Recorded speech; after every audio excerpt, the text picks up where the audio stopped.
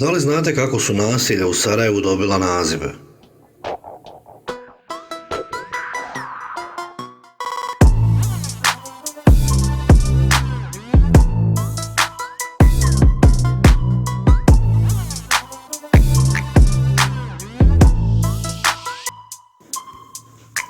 Mejtaš je naselje nazvano po kamenu mrtvaca.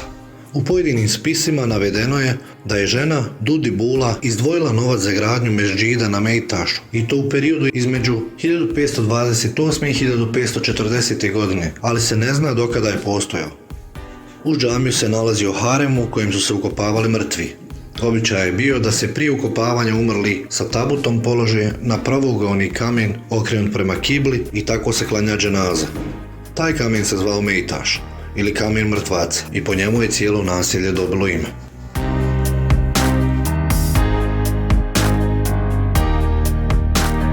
Maltu uokviruju tok rijeke Miljacke i 3 važne ceste koje povezuju istočne i zapadne te sjeverne i južne dijelove Sarajeva. Naziv naselja potiče od njemačke riječi Maut, carina ili carinarnica, a razlog se krije u ne tako dalekoj prošlosti. Naime, na Malti je za austrougarske vlasti postojao punkt gdje je kontrolirana kvaliteta prehrambenih proizvoda koji su težaci iz okolnih sela prodavali u gradu, a na istom su mjestu plaćali i neku vrstu poreza.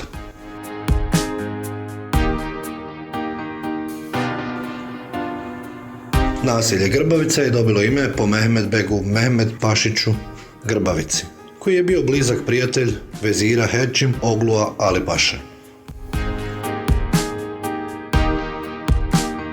Naselje je dobilo ime po osmanskom vojnom zapovjedniku Derviš Paši Dedagi Čengiću, sinu Smajlage Čengića, koji je u Sarajevu izgradio vilu, pa su tokom turske vlasti Sarajlije to područje kolokvijalno zvali Dedagini konaci.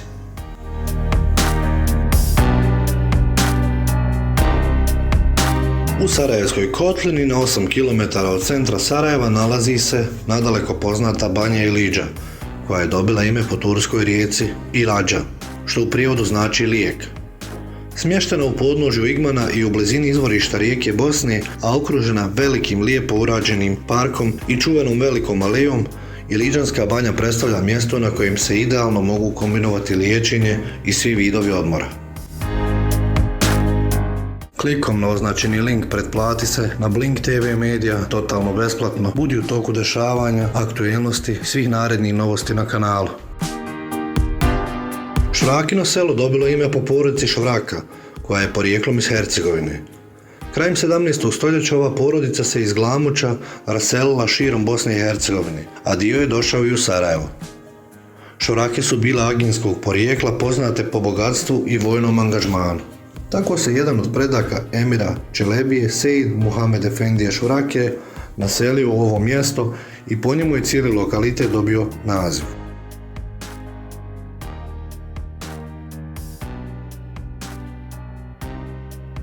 Vratnik je prijedio na desnoj strani Miljacke, obuhvaćen gradskim bedemima. Ime Vratnik slavenskog je porijekla i izvedeno je od oblika Bratnik, koji se pojavljuje u turskim dokumentima u drugoj polovini 15. stoljeća. Preko Vratnika je stoljećima vodila takozvana carska džada, drum od Sarajeva preko Višegrada do Carigrada. Vratnik je nazvan i careva Avlija i Sahin Džirani. Mada postoji priča da je Vratnik dobio ime po tome što je predstavljao vrata Sarajeva.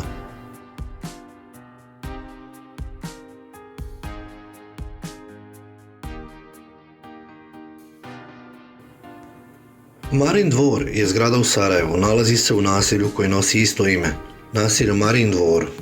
Nacionalni je spomenik Bosne i Hercegovine. Nalazi se između 4 ulice: Maršala Tita, Kralja Tvrtka, ulice Augusta Brauna i Doline. U naravi je stambeno-poslovna zgrada, dao ju je izgraditi, kao i cijelo to naselje, danas najljepši dio Sarajeva, austrijski poduzetnik August Braun, a nazvao ju je po svojoj supruzi Mariji. Projektirao ju je češki arhitekt Karlo Paržik. Sa Braunom je u Sarajevo došla i njegova supruga Marija, koja je bila veoma lijepa žena. Mnogo ga je voljela, bila je divna supruga, tako da je odlučio graditi palatu na mjestu današnjeg Marin dvora i nazvati je njenim imenom. To je i učinio, pa je po toj palati i ovaj dio grada dobio ime Marin dvor. Zgrada se sastoji od 2 dijela.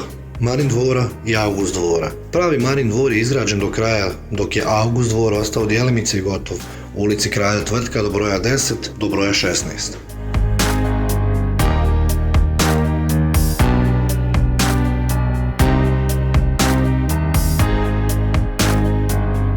Bistrik je dobio naziv po Bistrici, Bistričkom potoku, koji je jedna od brojnih pritoka rijeke Miljacke koji se uljeva kod Latinske Ćuprije, da se na njemu nalazilo nekoliko mostova.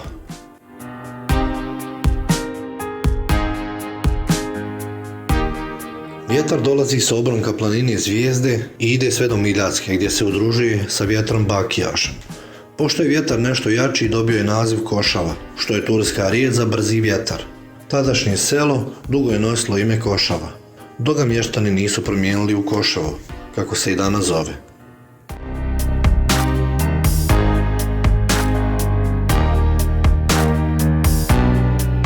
Kao što se samo kaže, ime je dobila po ciglani koja se tamo nalazila.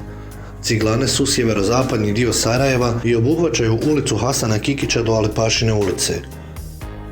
Nalazio se na tom mjestu još 1973. godine pogonski objekat gradske ciglane.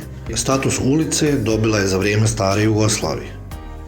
Prvu ciglanu sa ručnom proizvodnjom i kapacitetom do 2 miliona komada cigle podigao je 1879. godine na Košavu August Braun, koji je prethodne 1878. godine osnovao preduzeće za gradnju i građevinski materijal.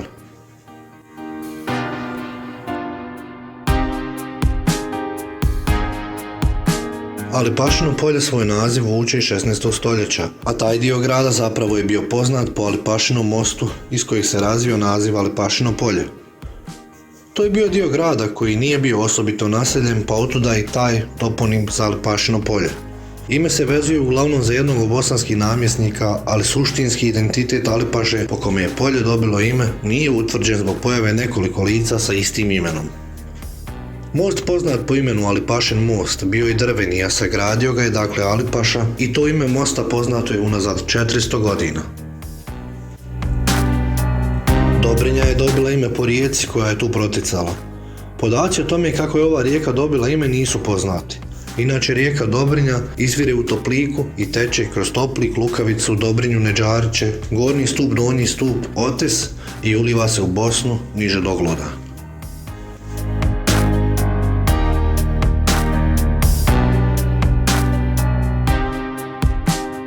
Ulica Derviša Numića, poznatija kao Širokača, dobila je naziv vjerovatno zbog prirode i širine gornje dionice, koja je činila neku vrstu trga.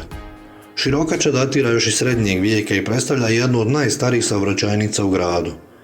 Naziv ulice se često mijenjao, a naziv za Beglukom datira iz 1950. godine, što je imalo poseban historijski značaj. S obzirom da je u neposrednoj blizini bio stari Begluk Saraj, rezidencija bosanskih Sandžak Begova i Valija.